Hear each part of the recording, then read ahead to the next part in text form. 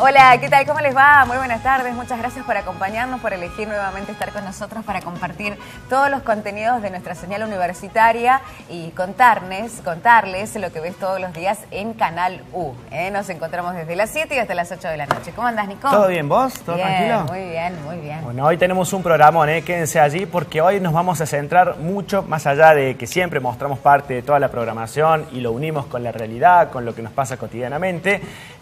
Hoy vamos a centrarnos mucho en lo que tiene que ver con la difusión de la ciencia, con la comunicación pública de las ciencias, que es un tema que ha venido cobrando auge en los últimos años, sí, en la Universidad Nacional de Córdoba en particular, pero también en muchos ámbitos, con un montón de particularidades, ¿no? Por un lado, bajar un poquito y sacar la ciencia de ese lugar a donde estaba puesto para el común de la gente, allí como alejado, encerrado. Por otro lado, para fomentar que la gente se vincule también con las ciencias. Bueno, por un montón de cuestiones que vamos a estar desarrollando, no con nosotros, sino con la gente que sabe. Y para eso, hoy hemos convocado al señor Alberto Díaz Añel. Él es doctor en química biológica, es licenciado en ciencias biológicas, investigador del CONICET, es docente, ¿qué más podemos decir? Especialista en comunicación pública de la ciencia, además es el que está a cargo precisamente de la especialización en la Universidad Nacional de Córdoba y como dato particular también es fanático de los monstruos. Hay que decirlo sí o sí. Sí. ¿Cómo te va, Alberto? Buenas tardes. ¿Qué tal? Buenas tardes, Decide, Nicolás. Estás? Todo bien. Muy bien. Gracias por venir, invitarme. No, gracias por invitarme. Bueno, ¿el tema de los monstruos tiene que ver con que hayas querido venir a este programa o no necesariamente? No lo decís por No lo nosotros. pensé, no, mejor no, para quedar bien, para no empezar mal, digamos así. Lo dejamos así. Bueno, y a pesar de que estamos en una fecha muy particular, no sé si hacemos mal en decirlo, pero también de River. Sí. Hincha total. Hincha total, sí. Bueno, Sí. a horas de la Sufriendo. finalísima, Sí. A horas de la finalísima, bueno, todo el mundo viviéndolo a su manera, el súper clásico del fútbol argentino. Bueno, Alberto, vamos a hacer un programa que tenga mucho que ver, además de tu especialidad como biólogo, con la difusión de la ciencia, ¿no? Sí. Ya un poco adelantada, es así, ¿no? Se está empezando a ver mucha más gente involucrada en esto de la difusión en los últimos años, podríamos decir. Sí, yo diría en los últimos 10, 15 años como que hubo una explosión de la comunicación pública de la ciencia, divulgación científica, como se le quiera decir, y un poco fue también apoyado por las instituciones, por el CONICET, aquí en Córdoba por el Ministerio de Ciencia y Tecnología, provincial, así que bueno, y había mucha gente como que estaba oculta, por decirlo de alguna manera, haciendo en distintos lugares como divulgación científica, bueno, como Guillermo Goldes, por ejemplo, y bueno, y empezamos como a surgir, básicamente, como los muertos que surgen de las tumbas, hablando de monstruos, básicamente, y empezamos a aparecer por todos lados, así que sí, yo te diría que los últimos 10, 15 años es como que un boom de contarle la ciencia a la gente. Bueno, ya vamos a indagar en un ratito en cuanto a las causas, el por qué se está dando esto y las consecuencias que se quiere lograr también con la difusión, que es realmente muy, muy interesante. Han pasado por aquí algunas de las caras más reconocidas, podríamos decir. Me parece que con vos, Alberto, estamos cerrando el círculo de los rostros más conocidos respecto de esto. Hablo de Guillermo Goldes, del profe Javier Martín, estamos hablando de Franco Mir, que estuvo aquí, de Lucas Viano, bueno, sí. Y ahora Alberto Díaz Añel. Bueno, ¿listo para arrancar, les parece? Arrancamos, Y hablando de difusión de la ciencia, ¿con qué vamos a arrancar de eso? Bueno, nos vamos a meter directamente en un espacio que verdaderamente se ha consagrado para acercar la ciencia a la comunidad, en un lugar de muy fácil acceso, muy lindo verdaderamente, sí, una gran iniciativa común de la provincia y de la Universidad Nacional de Córdoba, y en donde en general también está abierto a los más chicos, ¿no? Para acercarlos. Estamos hablando del espacio de la Plaza Cielo Tierra, allí en el Parque Las Tejas, en el Parque Sarmiento, en donde se llevan a cabo muchísimas actividades y que de alguna manera cumplen este rol, ¿no? De acercar la ciencia a los cordobeses. Así es. Vamos allí y ya lo charlamos.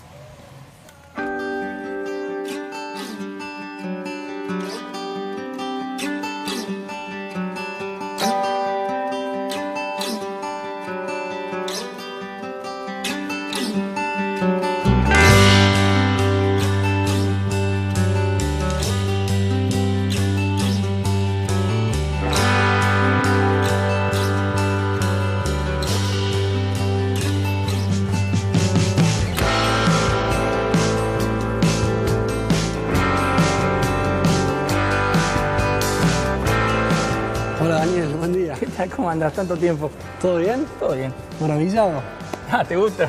Contanos en dónde estamos. Bueno, estás en la Plaza Cielo y Tierra. Esto está ubicado en el Parque de las Tejas, entre Chacabuco, por aquel lado, y Valparaíso por este otro. A pocos metros del comienzo de la ciudad universitaria. A pocos metros con Ciudad Universitaria, Bueno, efectivamente. ¿qué es esto? Para el que no conoce nada, ¿cómo lo describirías? Mirá, este es un parque temático, un parque de ciencia. La plaza intenta mostrar, fascinar, intentar despertar vocaciones en la gente joven, en la gente no tan joven.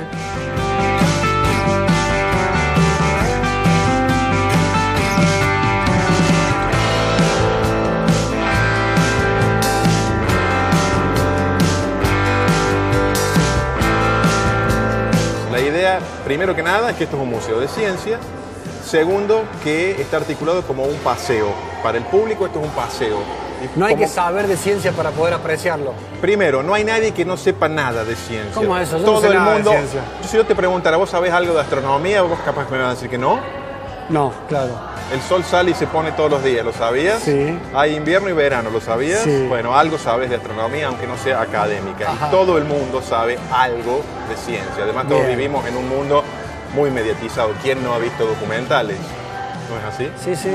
Bueno, entonces yo te decía, pero esto está articulado como un paseo, por lo tanto tiene que ser divertido, porque uno no pasea para aburrirse.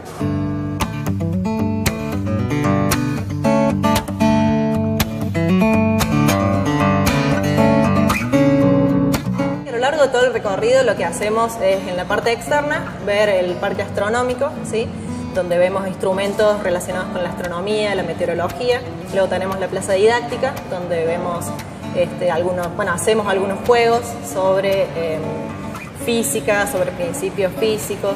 Después también tenemos la Plaza de las Huellas, donde ahí vemos huellas de diferentes animales que vivieron en Argentina. Ajá. Y en diferentes periodos geológicos, ¿sí? En el Mesozoico, en el Cenozoico y en la actualidad. Y luego en la parte interna del edificio tenemos un recorrido a lo largo de todo lo que es el interior de la Tierra, ¿sí? Vemos sus diferentes capas, de qué se componen, qué podemos llegar a encontrar ahí. Vemos algunos procesos que ocurren en la Tierra a gran escala y también a pequeña escala. Después también está el agua, en donde vemos diferentes animales que vivieron en la era prehistórica, antecesores a los que tenemos ahora. Y aprendemos un poco sobre los ecosistemas que tenemos en Argentina actualmente, qué animales, qué ejemplos de algunos animales que tenemos ahí. Aprendemos un poco sobre el agua, sobre la concientización, la importancia de no contaminar, de cuidar los bosques. Y por último, tenemos la parte del aire, en donde vemos conceptos relacionados al movimiento de la Tierra, tenemos el péndulo de Foucault, eso también suele atraer un poco también.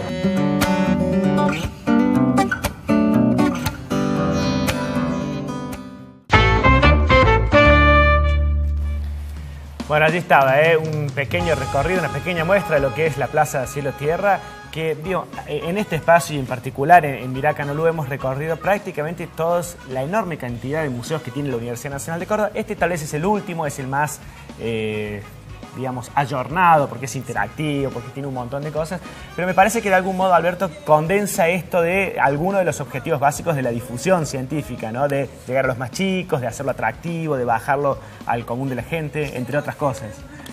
Sí, exactamente. Casualmente, Guillermo Goldes está involucrado tanto en la especialización como en la plaza, y son proyectos que fueron casi en paralelo. Yo me acuerdo cuando empecé la primera cohorte de la especialización fue en 2011, Guillermo era el director, y me acuerdo todo el proceso de traer el equipo del planetario, que fue una donación francesa, y después armar todo esto encima de ese equipo, y todos los años, cómo llegó hasta la construcción y todo ese tipo de cosas, y fueron en paralelo. O sea, hay muchas cosas en común en el pensamiento de para qué está hecha la especialización y en esta plaza que fue construida justamente para eso, para difundir la ciencia y sobre todo para los más chicos, para todo el público en general, pero también para los más chicos. Para ser científico vos tenés que ser curioso, sí o sí, no hay manera. Y los chicos, y alguien que se parece a un científico es un chico. Básicamente, los chicos son científicos natos. Están llenos de preguntas y llenos de curiosidad. Exactamente, y hacen sus propios experimentos también. Entonces, y un poquito, como te había contado antes, la especialización, la difusión de la ciencia busca sobre todo en los adolescentes, que vuelva esa chispa, porque se pierde un poquito esa curiosidad con la adolescencia, y que vuelva esa chispa y generar vocaciones científicas para que estudien ciencias. Claro. Lo veíamos en el tape a Daniel Barraco, Sí. a Guillermo Goldes, digo, y Guillermo le decía a nuestro compañero Martín Trafrancisco, bueno, todo el mundo sabe algo de ciencia. Es así, ¿no? Digamos, parte de esto también tiene que ver con, además de la cuestión académica, de estudiar formalmente y ser un doctor, un licenciado en ciencias, bueno, de algún modo ir mostrando parte de los avances al común de la gente y también a los chicos, ¿no? Y sí, lo que dice Guillermo es verdad, todos sabemos algo de ciencia y justamente los que hacemos divulgación tenemos que aprovechar eso, Claro. tomar eso, lo que sabemos que conoce todo el mundo de ciencia y que nos ayuda a nosotros también a contar cosas que a lo mejor son mucho más complejas o que hemos estudiado en la facultad o que hacemos en los laboratorios, y aprovechar ese conocimiento general para que nos ayude a nosotros a contar cosas nuevas, básicamente. Porque realmente es todo un desafío, ¿no? Para un científico, me imagino yo, tratar de explicarlo, Claro, para un público general, Sí. ¿no? Sí, es un desafío. Yo siempre digo que, digamos, yo empecé con esto de la divulgación, era unos 10 años más o menos, hasta ese momento, y hasta ahora haciendo investigación como científico. Y yo siempre decía que me interesaba hacer divulgación de la ciencia porque mis padres no hicieron terciario. Mi padre era tipógrafo, era gráfico, mi mamá era maestra y fue no docente en la UBA mucho tiempo. Y llegaba a casa cuando estaba haciendo la tesis y ¿qué hiciste hoy? Y yo no sabía cómo explicarles. Entonces yo decía, y en esa época yo miraba Cosmos de Carl Sagan, Claro, por ejemplo, sí. y decía, ¿qué facilidad tiene este tipo para contar cosas tan complicadas? ¿Cómo se hace? Entonces fue ahí, a partir de ahí, que cuando volví al país, yo estuve 6 años haciendo un postdoctorado, dije, bueno, me tengo que especializar en esto. Y bueno, y justo en esa época, en 2008 más o menos, empezó el Ministerio de Ciencia de aquí de Córdoba a hacer cursos de divulgación científica, y así nació la especialización, que bueno, estuve en la primera cohorte en 2011. Claro. Carl Sagan, ¿no? Un Sí. gran Sí. impulsor también. ¿A cuántos de esto. habrá Sí. inspirado Todos Cosmos? hemos visto Cosmos, hemos leído su libro. Exactamente. Esa Tal línea cual. del tiempo de que en un año calendario la humanidad arranca a las 11:30 de la noche del 31 de diciembre, todavía la tengo grabada, ¿no? De Bien, cómo bien. hace didáctico también la historia. Exactamente, y las esa es la cosas. idea, sí. Bueno, y ya que estamos, y como hemos dicho, hemos planteado hoy un programa muy dedicado a este tema de la divulgación científica, vamos a compartir con todos ustedes, y por supuesto también con Alberto, este ciclo que consta de 3 historias, de hecho se llama 3 historias cordobesas, relatos de nuestra ciencia y tecnología, y que también es una coproducción entre el Ministerio de Ciencia y Tecnología de la provincia y la Universidad Nacional de Córdoba, respecto de algunos temas puntuales de la provincia de Córdoba, temas muy interesantes desde la ciencia, desde la tecnología y el abordaje que se les da aquí. Hoy vamos a ver un pequeño fragmento, un adelanto del capítulo relacionado con el mar cordobés. Estamos hablando de la Mar Chiquita.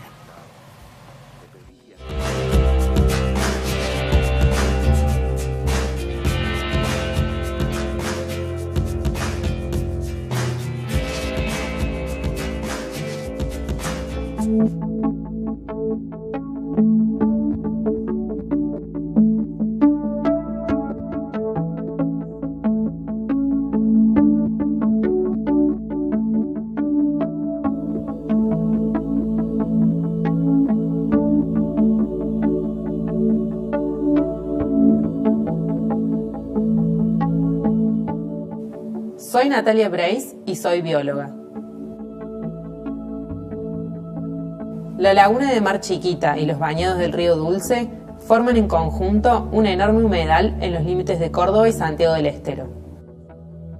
En poco tiempo, la laguna será declarada Parque Nacional, uno de los pocos de nuestra provincia.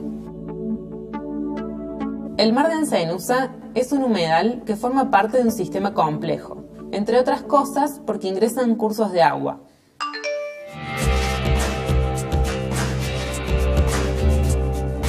Entonces, la laguna de Mar Chiquita necesita una protección importante. No basta con alambrarlo para protegerlo. Hay que cuidar también el caudal, los ciclos y la calidad del agua de esos ríos. El biólogo Enrique Bucher siempre recalca esto. Hoy visitaremos la laguna de Mar Chiquita. ¿Por qué decís que es un mar interior? Por dos cosas. Primero, porque es enorme. Y segundo, porque el agua de la laguna es muy salada. Más salada que la del mar, en realidad. Más salada que la del mar. Más salada, sí.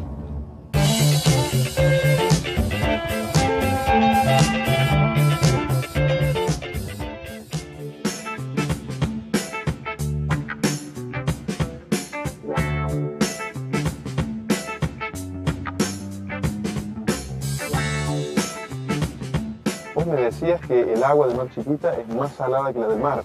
Así es, Mar Chiquita no tiene un desagüe natural. El agua solo sale cuando se evapora. Y cuando esto pasa, las sales que los ríos arrastran queda retenida. Por eso es tan salada. Claro, y cada vez es más salada. Mira, acá hay una mancha de sal. El agua de la laguna tiene alrededor de 60 gramos de sal por litro de agua. Y el agua del mar tiene la mitad, 30 gramos de sal por litro de agua.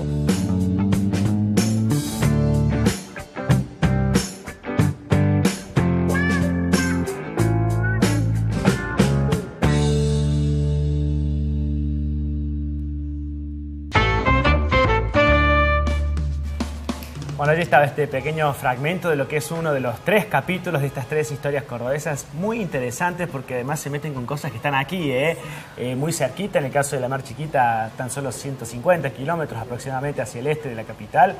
Ideal para ir a conocerla y para conocer además todas las características que tiene. También hay un capítulo dedicado a los volcanes cordobeses extinguidos, digamos por ahora, apagados podríamos decir, y también a la caverna de la energía, allí en el Cerro Pelado. Digo, lugares que tienen que ver con nosotros, muy cercanos, Alberto, y que también allí la difusión de la ciencia y la mirada que le pueden dar los científicos es muy interesante. Sí, bueno, obviamente está Guillermo, como siempre, en todos lados, pero básicamente me gusta mucho también el de Mar Chiquita y el de los volcanes, sobre todo porque tiene que ver con un tema que está muy en boga ahora, que es la biodiversidad, el cuidado de la naturaleza y todo ese tipo de cosas, el cambio climático y varias cosas más. La laguna es como una especie de termómetro también muchas veces esas cosas. Y bueno, y un poco también una idea de la divulgación científica es poner conciencia a la gente de que hay que cuidar la naturaleza, de que están pasando muchos cambios. Por ejemplo, un ejemplo que estuve pensando es, todo el mundo sabe que los dinosaurios se extinguieron, ¿no es cierto? Que cayó un meteorito supuestamente y se extinguieron, pero no sabemos que hubo otras 4 grandes extinciones de animales antes. La más famosa es la última, de los dinosaurios, y ahora dicen que estamos viviendo la 6ª y que aparentemente la causa es el hombre. Estamos perdiendo muchísimas especies, sí, muchas especies en todo el mundo y acá en Argentina también.